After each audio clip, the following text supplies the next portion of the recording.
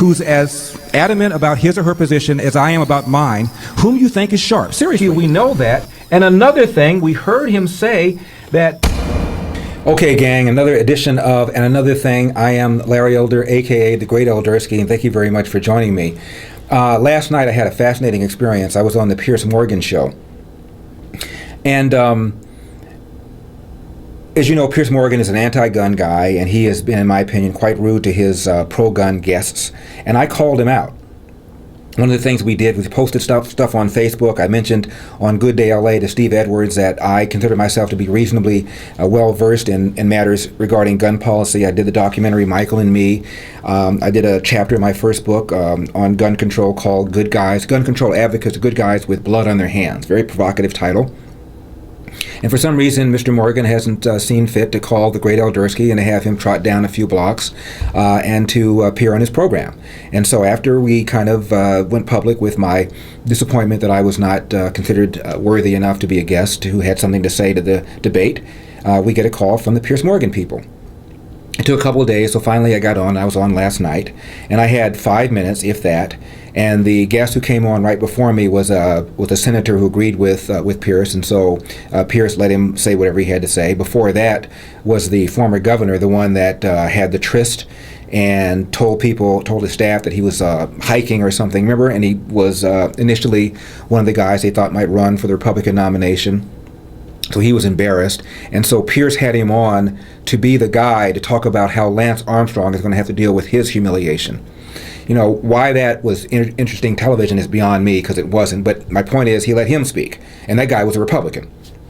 So Elder comes on, and I start talking about the real thing with gun violence, and the real problem is not the gun in the house, it's the absence of fathers in the house.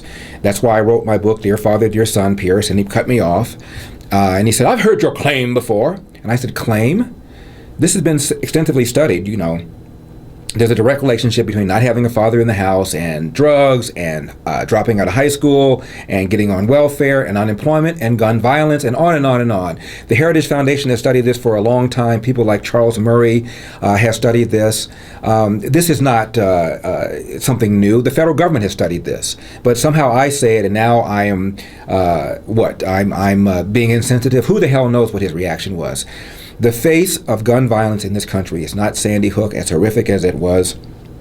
It's not some little girl who lives in a bucolic Mayberry RFD town like Newtown. It is a 6-year-old girl who's on her porch one May day last year, one of 5 Chicagoans to be shot and murdered in an hour period of time, with various murders around the city. 500 murders, and this year they're on pace for even more, the equivalent of 2 Sandy Hooks a month, just in one city, a city that, by the way, happens to be Obama's adopted hometown, a city where Jesse Jackson lives, a city where Louis Farrakhan lives, a city where Reverend Jeremiah Wright lives. You think of all that moral and intellectual and civil rights firepower, if it's the gun, if it's something that can be eliminated, you'd think that they'd be able to do it by now. The fact that the crime occurs in places like that shows you that these guys don't know what the hell they're talking about, with one exception. And that exception is Louis Farrakhan. Even though Farrakhan wraps his message in nasty anti-Semitism, at least he has a message of hard work, accountability, not relying on other people. He does not believe in race-based preferences, does not believe in affirmative action, and has gotten a lot of ex-cons to come out of jail and do right by their wives and their children. I can't say that for these other so-called leaders. The problem with Farrakhan, of course, is he wraps his message around anti-Semitism. Why you need to have an enemy, a villain like that, in order to motivate people to do what they ought to be doing is beyond me, but that's his deal. Anyway, if there was a law against leadership malpractice, these guys would be on death row. So along comes Elder and other people to say, here's what the problem is: people having children without the benefit of marriage, which means these kids grow up without having 2 incomes, to say nothing of the guidance, the role modeling that you see by having a father in the house who gets up every day and goes to work when he doesn't want to, and to have a father in the house who resolves disputes with his wife in a way that's mature, amicable, without violence, without nasty words. Until you see that done with your own eyes, it's hard to know how to do that. So these kids grow up, they're pissed off, their fathers are AWOL, so they're angry at men. They feel that men are figures to be confronted, from whom to demand respect. They think of women as coat hangers because women have always basically served other men. That's how they see them. This is how these guys come out. And when you Look at prisons. I told you this story before. This prison chaplain decided to boost the morale of his prison by going to one of the prominent greeting cards companies, and he got 500 greeting cards for Mother's Day, gave them to the men, and they happily filled them out and sent them off to good old mom. It was a huge morale booster. It was so successful, the chaplain thought he would do it again for Father's Day.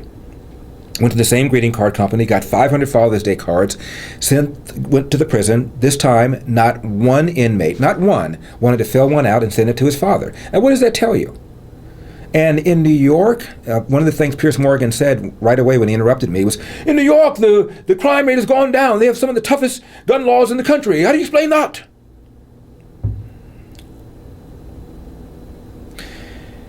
In Chicago, they have tougher anti-gun laws than New York.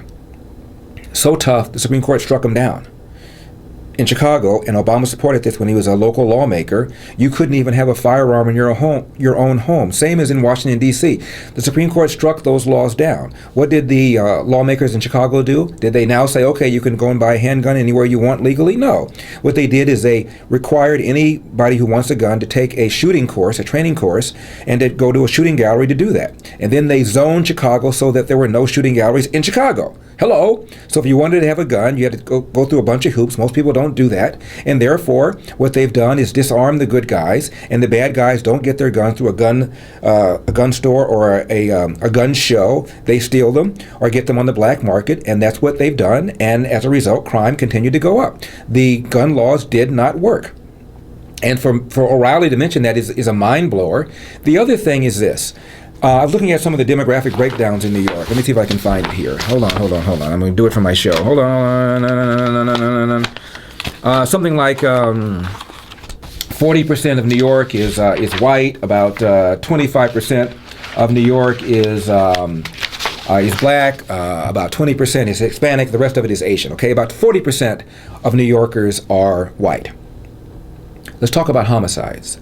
There were 700 some odd murders last year in New York. By the way, almost all of them were committed using other than a rifle.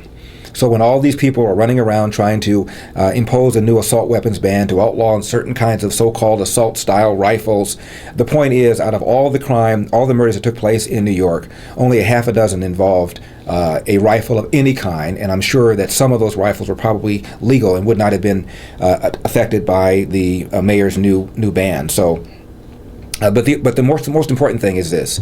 Of the 44% of New Yorkers, what percentage of crime do you think is committed by and against white people? The reason I say by and against like that is because almost all murders are same race murders. There are some differences, but generally speaking, when a black person murders somebody, it's a black victim. When a Hispanic person murders somebody, it's a Hispanic victim, and so forth. So out of the 40% or so of New Yorkers who are white, out of that population, what percentage of the murders do you think come?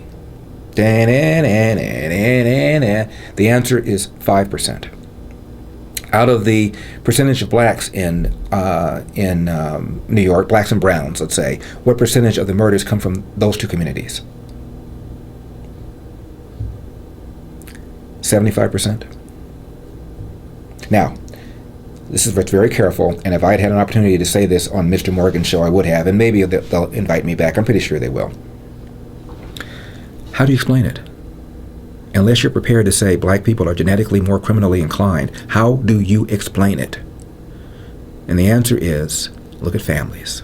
75% black kids born outside of wedlock. At some point, 80% of black kids will be in a home where there is no father. 50% Hispanics, 25% blacks. You can see it's much worse in the black community. That is your answer. No fathers. And don't look at me, look at Tupac Shakur, that well-known neocon, who said in that documentary called Resurrection, white people like hearing people say this, so I hate saying it, but if I had had a father, I would have had more confidence, I would have had more discipline. And I think I've talked to you about the movie Boys in the Hood, which most people can. I hope you enjoyed this small excerpt. If you want to see the full video, got to be in El Dorado. Go to my website, larryyoder.com, log in, fill out the form. It'll cost you about $4.75 a month, or about the price of a mocha frappuccino latte at your favorite coffee house. As you can tell, I don't like coffee. I'm a tea drinker. See you next time.